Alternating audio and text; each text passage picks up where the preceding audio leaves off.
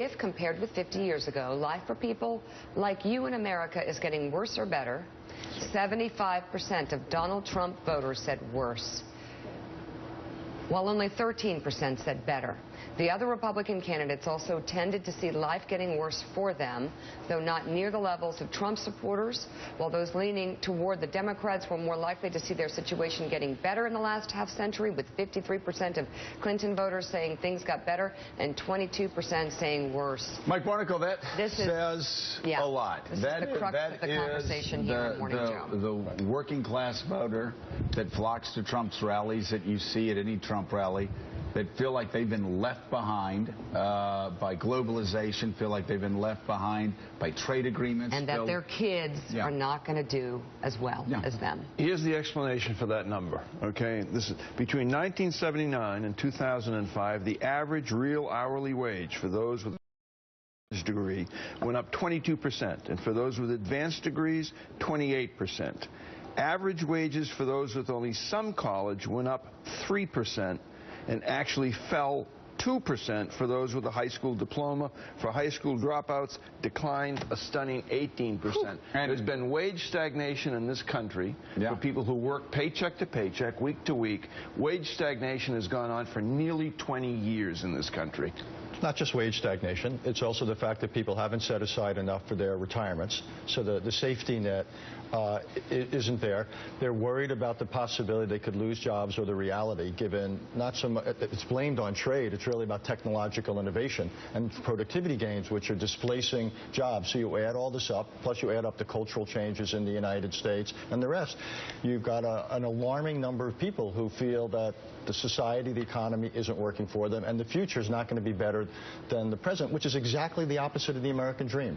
The whole concept of this country is predicated on upward mobility. Tomorrow is going to be better than today. And my kids we're not seeing that. Are going to do better than I did. And the cost of education has gone way up, too. Not to go back to Bernie Sanders, but that's why that issue resonates so much. It's kind of important. If you have to go to college to make more money and you can't afford to go to college, you know, that's, or if it leaves you drowning in debt, what's the point? And John Heilemann, we're going to, in a block or two, we're going to be reading from a New York Times article that actually went back to Donald Trump's 1990 Playboy interview. Oh, my gosh. Talking about possibly getting into politics. And it's staggering what Donald Trump said in 1990 and how the New York Times juxtaposed it to the 2016 campaign. Wow. And how a quarter century later, it's dead on. They asked, if you ran, who would vote for you? You'd say, be the working guy. Be the working guy that's been left behind by these stupid deals. And it sounded identically to what you heard Donald Trump say yesterday. And in this poll, it shows Donald Trump knows his brand, knows his market.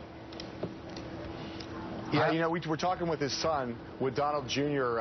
On the circus a couple weeks ago, and he used the phrase blue-collar billionaire. Yeah. And you kind of, when you first hear it, you sort of laugh because, you know, blue-collar billionaire. On the other hand, you know, a guy from Queens who presents himself the way that Trump does, in terms of his style and his affect, and then someone who's taken basically the Pat Buchanan playbook from 1992 and 1996 on the economy, on nationalism, on trade, on all those issues. The disruptions in the economy that made Buchanan powerful in 96 are like 10 times more disruptive now than they were then.